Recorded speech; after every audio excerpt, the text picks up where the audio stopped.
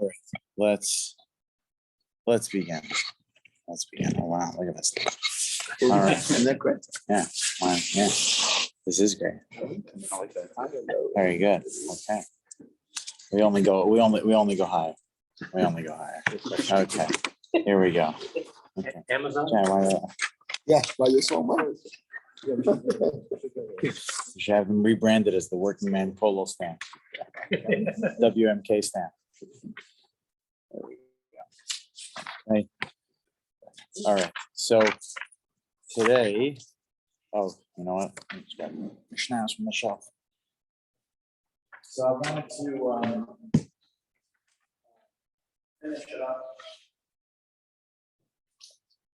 finish up one last point from last week, and then we need to finish the Mishnah. We have to finish the second Mishnah. Here you go, Joe. Make sure I have enough.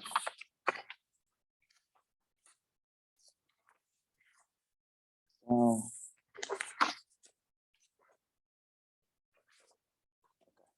So we're in the second Mishnah. Let's review the Mishnah one more time. The Mishnah says in the second Mishnah, in the first parak, Kol shechafti bishmirato, that anything that I am obligated to guard, hechsharti es nisko, and if I fail in guarding it, so then it's as if I caused it to do damage. And the Gemara set that up in the case of that I left a child in charge with the item, with the animal rather. I left the child in charge with the animal, and since I left him in charge of the animal, so it's as if, being that was an improper watching, it was as if right over here. So it was as if I did not do. It's as if I actually caused it to do the damage itself. As if I actually caused the damage itself. That's the basic understanding. That's what the Gemara says. We saw though that the Rambam makes the case even more detailed. The Rambam had made the case into one of that. I had tied up the animal and done a proper shmirah on it, right? I tied it up, I locked it away, whatever it is, and then I left the kid in charge, right? And somehow the animal got out and it did damage. In that scenario, it's as if I left it not watched properly, and therefore I'm going to be liable for the damage. The Ravid came along and said, why would that be the case, right? I mean, when I go to sleep at night, I leave it locked up, and as long as it, right, what does it say in the Torah? V'lo yishmerenu, I'm only going to be liable if I did not guard it properly. But if I had it guarded properly, and it was godly intervene, that there was an act of God, the animal got out and did damage, I shouldn't be liable for that, at least according to Torah law. So then if that's the case, so why am I going to be liable just because I left the kid in charge, being that the animal was locked up? So we pointed out two suggestions, one from the Sma and one from the Chazon Ish, where the Sma said that kids have a tendency to play with things. And being that I said to the kid, you're in charge, okay, so the kid's going to take it in his hand. He's going to go check on the animal and say, hey, animal looks like it can go for a walk. So it's going to let it out of its cage and it's going to untie it or whatever it is. And then the animal goes and does damage. So that is the Sma's understanding, that even if I left it tied up, being that I told the kid, you're in charge, so then therefore I'm going to be held accountable, because in all likelihood, the kid is going to make a mistake, and that's not called being a proper watcher. The Chazon Ish said a different suggestion. The Chazon Ish said that it has nothing to do with the fact that the kid is going to tie up the animal. It has nothing to do with the kid at all. What it has to do with is the fact that when you walk away from an animal, even if at the time it was tied up appropriately, but that is not something you could hang your hat on forever. That after time, the animal is going to figure out a way to get out. The animal is going to figure out a way to get out, and therefore I'm going to be held accountable. not over the fact that I specifically put the kid in charge, but for the fact that I was so confident in my shmira to the point that I just completely left it unattended, and therefore I'm going to be held accountable. Yeah. Wouldn't that mean that when you go to sleep, you have to do something to prevent it from getting out? So I don't know what the limitation of that is. I don't know where the line is drawn. The language the Chazon Ish uses is zman meruba, a very long time. Now, very long time presumably means like days. So I'm not exactly sure where that line is drawn, but he didn't want to put it into the situation where it's the kid went along and he thinks that it is much more, and he reads it into the Rambam. It's much more likely what the Rambam was referring to is a scenario where you just locked up the animal and you went away for a long time, right? And that you didn't have a chance to go back and retie the knot or to re-strengthen the lock. There were no cars in those days, so you went to the next town. It was a 2-day journey, Right. 3-day journey. Right. Kind of like from LA. It's a 3-day journey. So I saw from Reb Shlomo Zalman Auerbach that he brought a proof from a Gra that is I think much more in line with the Chazon Ish. Take a look at the first page, the page that at the top. It says Minchat Shlomo. At the top says Minchat Shlomo. The other side. You have it over there? Yeah, you have it. Yeah. Oh, Right here. back- Yeah. Where it says, back to- yeah, it's back. It's two-sided. Yeah. Okay. Yeah. Okay. Minchat Shlomo. So where it's the underlined portion where he says Vahagra on the left side of the page. Vahagra, referencing the Vilna Gaon. Eviraya, he brought a proof. The Perish HaTosas Rambam, according to Tosas and the Rambam, the following: Mamaditnam Bereish Perak HaKones. The Mishnah in the beginning of the 6th parak of Bava Kama brings the following scenario: Henicha Bachama. Let's say I tied up the animal and I left the animal in the sun. I tied up the animal and I left it tied up in the sun. Or I left the animal in charge. I left the animal under the watchmanship of a child. Chayev, says the Mishnah, I'm liable for any damage that happens. Okay, says the Vilna Gaon, Umashma, what sounds like from here is Shekamosha and Nicha Bachama Myri ben Ila Karoi, that just like when I left it in the sun, I didn't just leave it there without being locked up or tied down. I left it there tied down, and being that the sun was beating on it, it did everything it could to finally get its way out of the knot, out of being locked up. The fact that it was hot caused the watch, caused the guardianship to be bad. So too, when you left the animal by the child, it must be that they're similar cases. Being that the Mishnah equates the two. The Mishnah equates leaving the animal in the sun by leaving it with a child. It means that all the details of the case are the same. Which Mishnah? The Mishnah that we just quoted, the Mishnah, the first Mishnah in the 6th chapter. Oh, okay. The Mishnah in the 6th chapter says that if I leave the animal in the sun or by a child, I'm going to be held accountable. Now, the case in the sun is where the animal's tied up properly, right? And nevertheless, it got out and did damage. So we're going to assume that the cases are equivalent in detail. That in both the cases of the son and of the child, that's the watchman, the animal was tied up properly. And then it got out and did damage. So here's a great proof, says Reb Shlomo Zalman Auerbach, in the name of the Gra, according to the Rambam, where the Rambam made the case. Not that I just took an animal and said, "Hey kid, hey Johnny, watch the goats for me." I left them out just grazing the fields. Watch the goats for me. That's not the case. The Rambam said that I tied up the animal. How did the Rambam know? Well, if you read the first Mishnah in the 6th parak, the Mishnah tells me that I'd left the animal tied up in the sun or with a child and it got into damage. So I must be held accountable. Here, I think we can bring also a subproof to the Chazon Ish, where these cases also assuming the details of which are equivalent.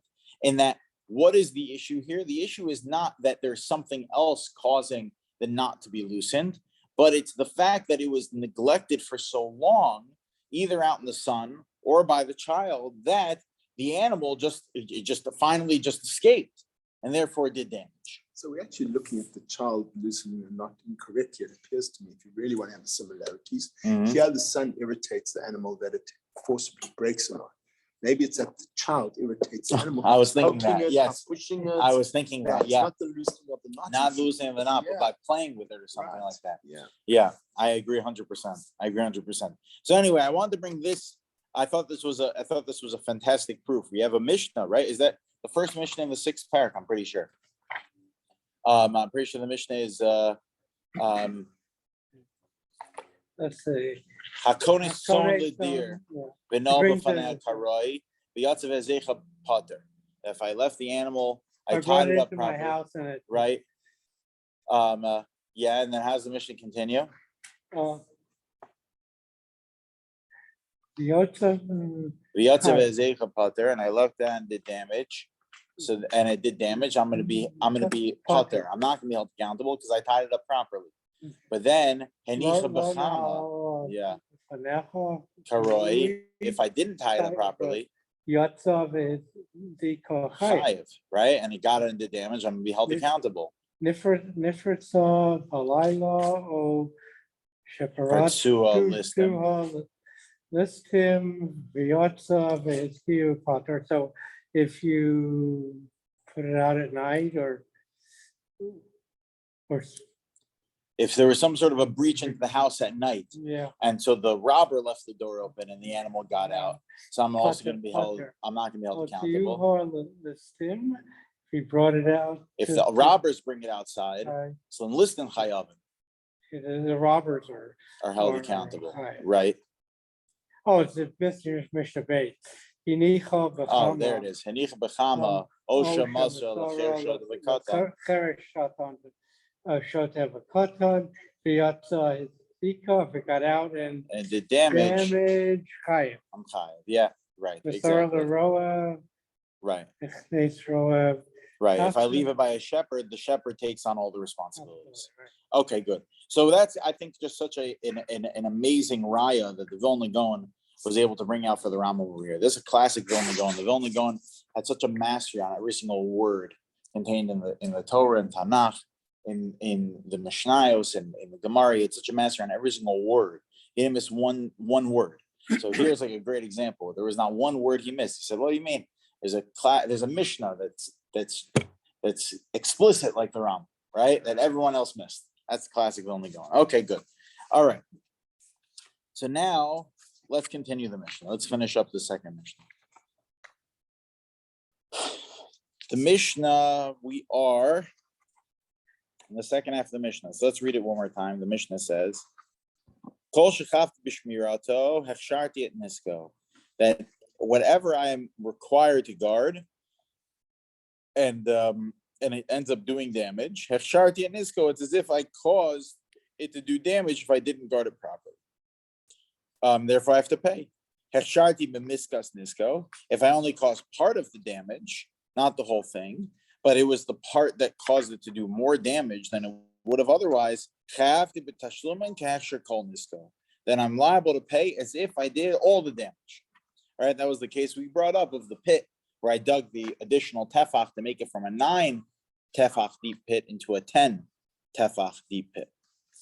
Okay, so I brought it into the realm of liability of life.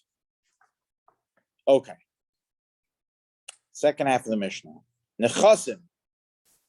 Now, basically, what the Mishnah is going to do is it is going to limit the responsibility of the damager. It's going to limit the response, put some limitations on the responsibility of the damager, of the liability. Number one is nechasim she'ein behem me'ilah, that the damager will only pay if property it damaged is not called hektish, not susceptible to me'ilah, right? It doesn't belong to the Beis Hamikdash, rather it belongs to a person. It's owned by an individual, it's not owned by the Beis Hamikdash. This we learn from a pasuk, by the way. Rashi tells us that we learn this from the pasuk of where it says in the Torah, Shor Re'eyu, the ox of your friend, that you damage the ox of your friend, of Re'ehu. Your friend, meaning a person, not of God. If it belongs to God, so then I'm not going to be liable to pay in that scenario. The Mishnahos later in the 4th chapter discuss the details of that, of what is your accountability for damaging hektish. Continues the Mishnah, it says another limitation: nechasim shel b'nei bris, that the property needs to be owned by a Jew.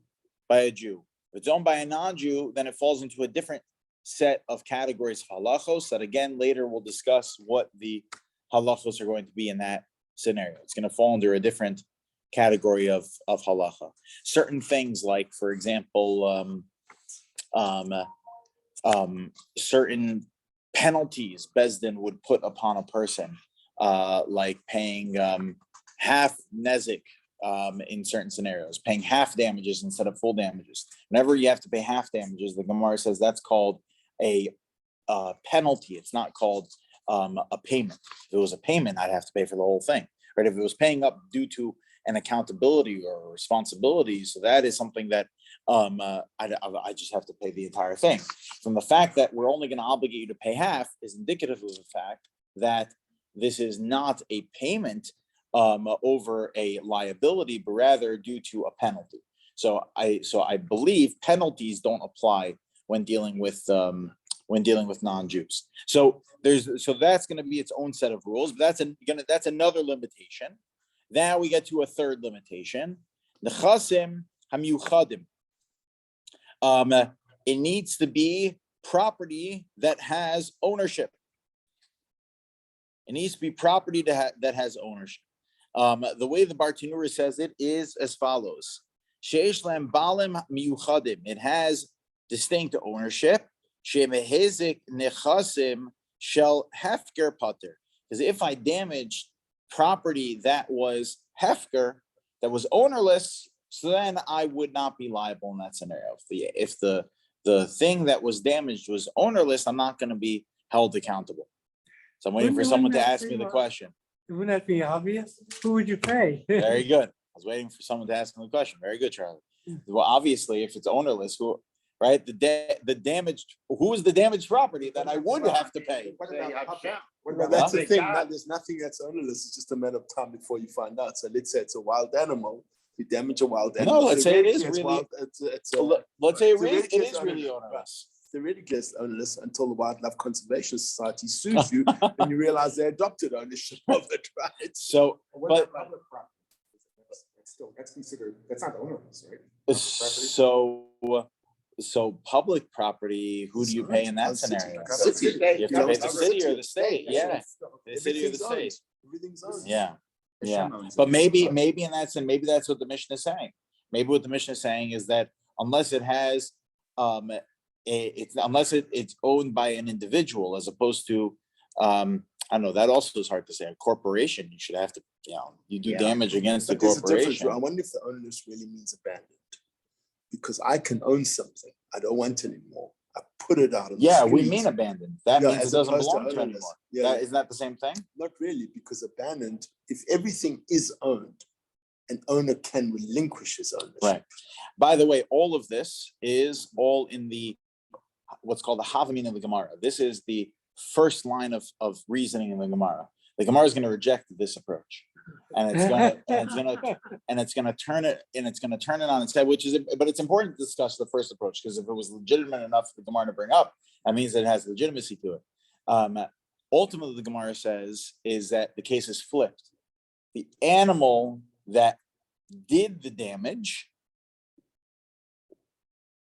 was abandoned by its owner. Right. You follow me? Yeah. That's why it's ownerless. That's right. the scenario that we're talking about is not that the nechasim, when it says nechasim hamiyuchadim, the property is under ownership. It means the property that causes damage is under ownership. So if I have an ox that I abandon and then that ox goes and does damage, am I going to be held accountable? Now, the straight reading of the Mishnah is no, I'm not going to be held accountable. But I'm sure that there's a lot more details we're going to have to get to of that. Well, if you were completely irresponsible and left a wild bull in the middle of the highway, right? Obviously, I should be held accountable, or a pit bull or something like that. I just say, you know what? Exactly. Yeah, I don't want this crazy dog anymore. And I leave it in a playground somewhere. That's because if it was your ox, if it was my ox, and then I abandoned it, and then it causes damage. Oh, you abandoned it. So that's, of course, this is gonna require more. But doesn't this more contradict the discussion. first part where it's talking about stuff that has to be, there's no me'ilah on it, isn't it? Talking about the damaged property being the Hektish. The damaged And here property. it's the damaging property. Yes, right. The Gemara flips So, it. yeah, The Gemara flips is each one is an isolated scenario. okay. Yeah. They're not dependent on one another. This is a completely isolated scenario. Even though The they're Gemara using the flips same it. word. Yeah, the Gemara flips it. Yeah, the Gemara flips it. Yeah. Well, and we've come back to this before, where Rebbe, this is classic just methodology of learning Mishnayot versus learning Halacha. The Mishnah is not a book of Halacha. We have to understand that. The Gemara says in a number of different places that Ein Lameidim min Mishnah. You're not allowed to learn Halacha from just learning Mishnah. That Mishnah is supposed to act as what we're doing with it, is supposed to act as a springboard for discussion in the realm of Torah Sheba'al Peh, of reattaching ourselves to the Masorah. That was the whole history of the canonization of the Mishnayos, where Rebbe saw that unless we get some of it down in writing, we're going to lose the entire Torah Sheba'al Peh. But he didn't want to make this into another written text, the way you learn Chumash, where the written text in and of itself carries significance and carries kedusha, and it's something that was supposed to act as a springboard for bringing it back into the Torah Sheba'al Peh. It's almost like it's crib notes. It's cliff notes, and that it's so it is. Yeah, It's disorganized. He makes blatant things like this. Like he'll do blatant things like this all the time in Mishnahs. But anyway, he was just using the same language. It's in order so that we can reattach ourselves to the Torah Sheba'al Peh. Why did we write it then? Why do we? Well, books of halacha now. I mean, well, but all saying of those, that's not really the spirit of the Mishnah. it's in the spirit of discussion. Yeah. It's So it's very, even at the time where even before Rebbe, there were what's called Megillah Starim. There were these notes that people would keep. People would keep notes for themselves, right? There's nothing inherently wrong with writing down. It's writing down in such a way that makes it authoritative. This is exactly. It's supposed to connect you back to a discussion. It's like Back notes to for a speech or like writing a exactly. speech. So that's why he'll do and that's why you'll find mnemonic devices in the Mishnah, and it's because it's all just be a springboard to connect you back to the discussion of Torah Sheba'al Peh. Okay, let's continue.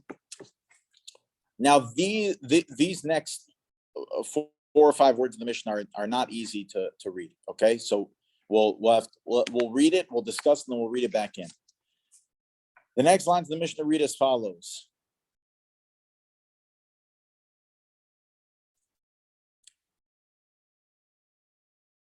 Ubechol makom chutz mirishus hamiyuchad lemazik rishus hanizak v'hamazik.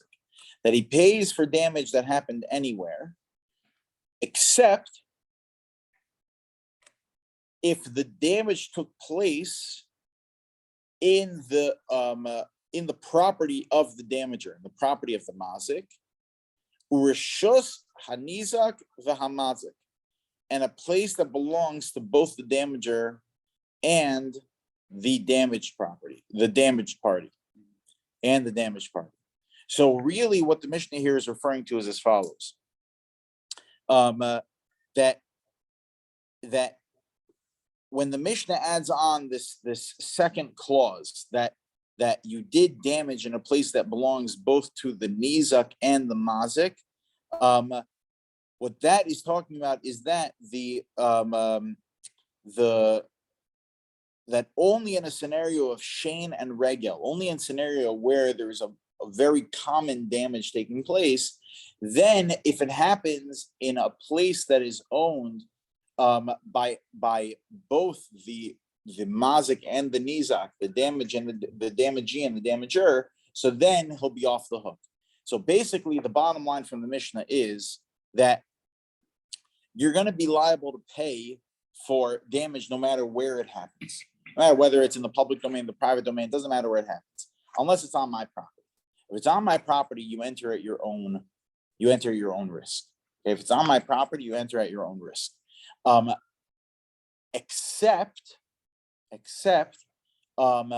if it's something that is completely unexpected. If it's something that's completely unexpected, if it's outside the realm of normalcy, so then even on my property, I'm going to be held accountable for something like that. Okay, so that's the bottom line from this part of the Mishnah, and then the Mishnah just concludes with once again emphasizing the same point, that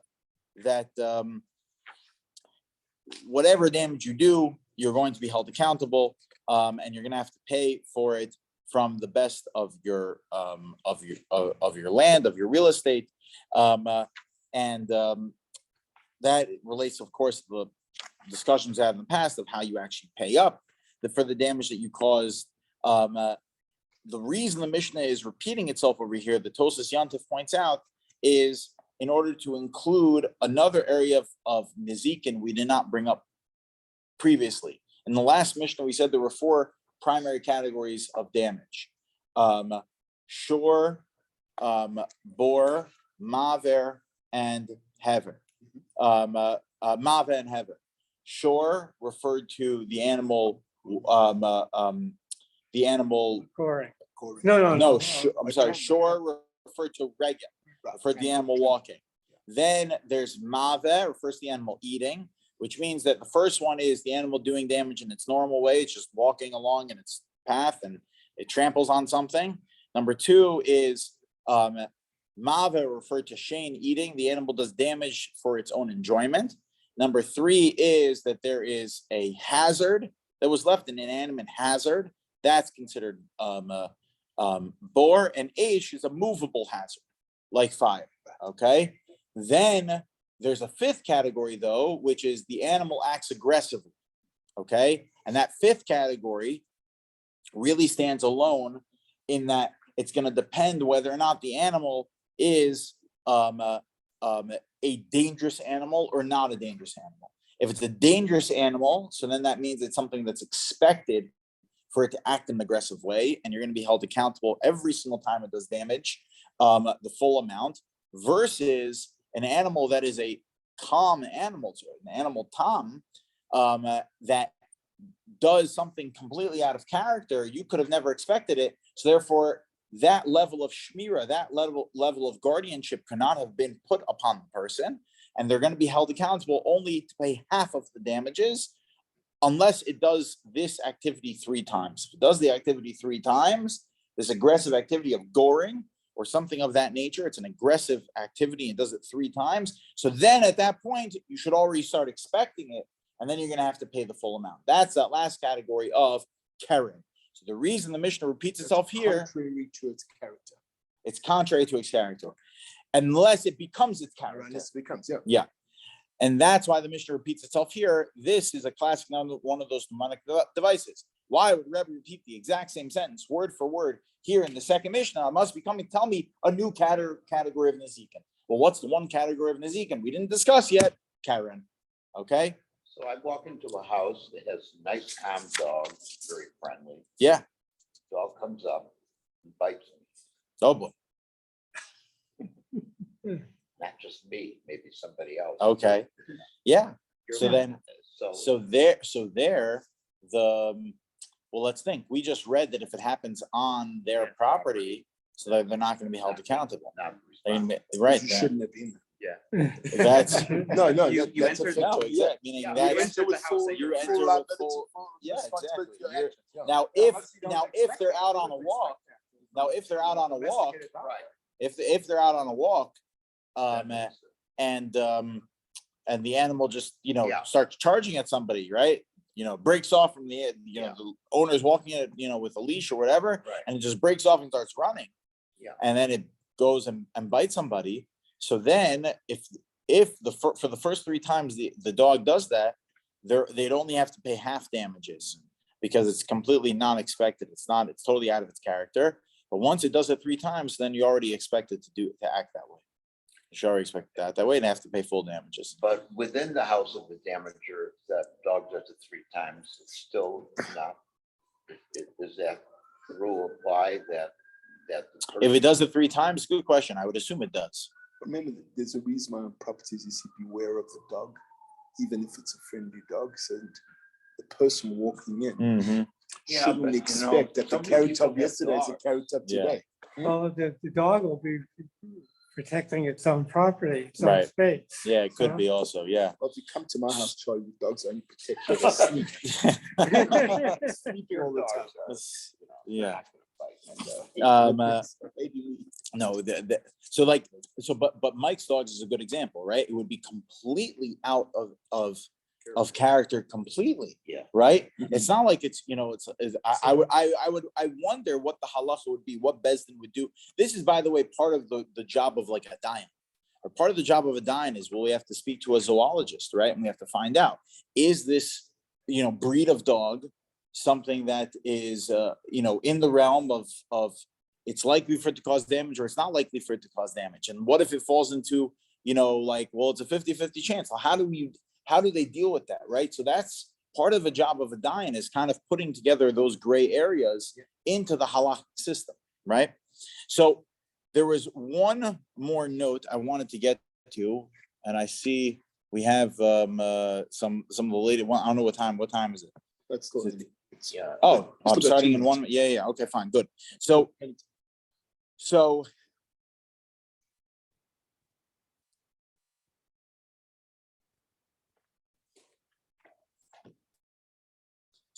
we won't read it inside, but I saw something interesting from one of the Magidei Shir in Panovich.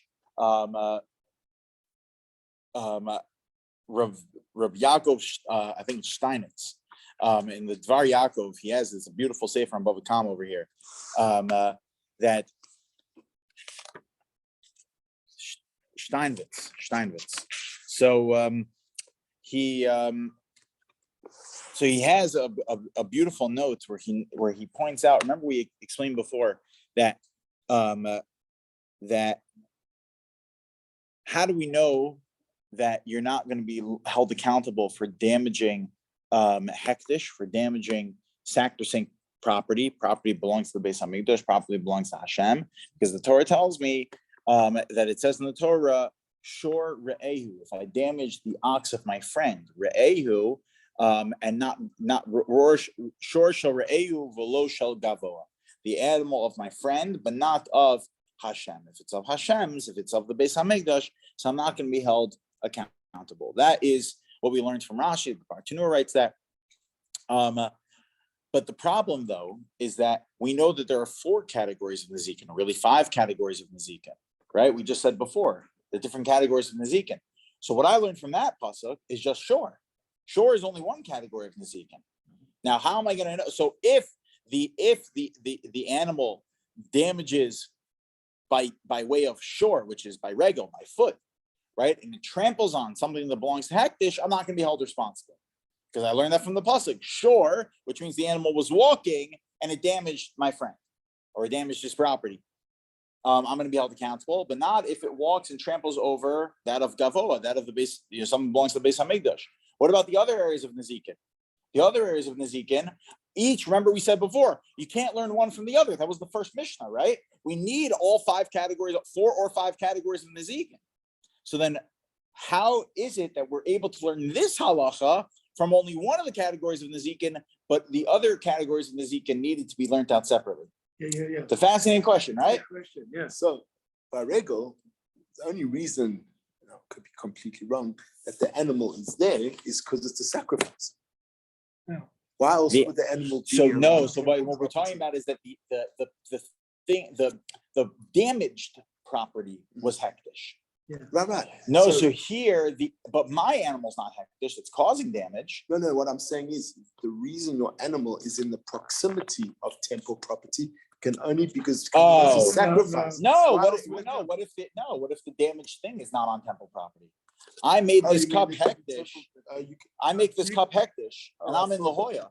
Oh, I thought it could only be. Yeah, no, I can make the declaration and its designation outside the temple. Yeah. I thought it had to be within the So then someone's animal comes along and tramples this piece of hektish. So how are we able to then you learn from regel to the other categories when before we weren't?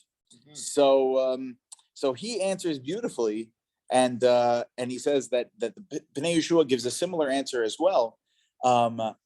That yes, it's true. We needed to learn the fact that there are 5 different categories of Nezikin, 5 different categories of types of damages that one would have to pay. And the details are going to be a little bit different of those different types of damages. But once that is already defined, so then one is able to carry over the laws from one to another. Like, for example, the obligation to guard your property, to make sure it doesn't cause damage. We learn all from the same pasuk of Velo Yishmerenu, and you didn't guard it. I'll give you an even better example, a much more parallel example to what we're talking about. How do I know that I can learn that if my property causes damage in any of the categories of Nezikin to something that is sacrosanct? So I can learn that all from just the fact that regel is going to be off the hook for damaging something that's sacrosanct, and I can carry it over to the rest of the areas of Nezikin. How do I know that Bezdin, the rabbinical court, sits and judges cases? Where do I learn that from? I learned that from a shomer, a watchman, a shomer chinam, that a watchman failed to watch something properly. Now, then how do I know that it's not specific to only a watchman watching something? How do I know that it's in any case of damages or civil law that you have to go to a Bezdin, right? So the Torah learns from Mishpat Echad Yelachem that we carry over to all of the different categories of civil law, that it follows in suit the same law of how to deal with cases of a watchman that didn't take care of something properly, that you have to go to the Bezdin. So that's another good example of that. I don't need to have a separate drasha for every single one, that I can use as a springboard. Once I know that these other categories are in place, these other halachos are in place of civil law, so then I can then make a binyan av. I can then take one new halacha and carry it over to the rest, as long as there's a similarity contained between all of them. And the similarity here is what the Mishnah told me before, that I have a responsibility to watch something, and if I don't watch something, I'm going to be liable for the damage that it causes, right? As long as there's that similarity contained between them, so then I can carry it over to the other categories. All right, good. Sure, guys. Sometimes animals are very complicated. My brother, I had a dog, he was very friendly. Yeah, My brother and I would fight, he would fight my brother. Yeah. but not you. But not me. Oh, yeah. Oh, no. He was defending me. The dog was defending you. Yeah. That's a very real thing. We have very passive dogs, but when young kids come over, what do? Okay. Mhm. These dogs bark. Yeah. So what's So I mean, so you the could question is, who's instigate the responsible? dog. The question is whether it's a parent's responsibility to guard their animal, which is their child, Yeah. right? Do Yeah. the laws of Me'ila Well, when apply? they come onto your property, it is. And responsibility. Yeah, Same with all Yeah. my kids. Yeah. yeah. Do the exactly. laws of Me'ila apply to any sanctuary? Give you a Can it bracha apply to as a shul, for kohen. instance, if an ox came I'll here Give you a and or- bracha as a kohen, and That's a I'll good make you question. hit dish I don't know. afterwards. Okay, Yeah, I don't know. because I don't technically this belongs to God too, right? Thanks. Mm, I mean, yeah, you can say I Yes. got you Sharon. yeah, but that's a like, good question. That's a good question. Yeah, that's a good question. I don't know. Yeah. All right, go ahead, guys. Okay. Oh, sure. Then I can record on. Hello, everyone. Okay, we're gonna get started. We're gonna get started right now with the tefillah class.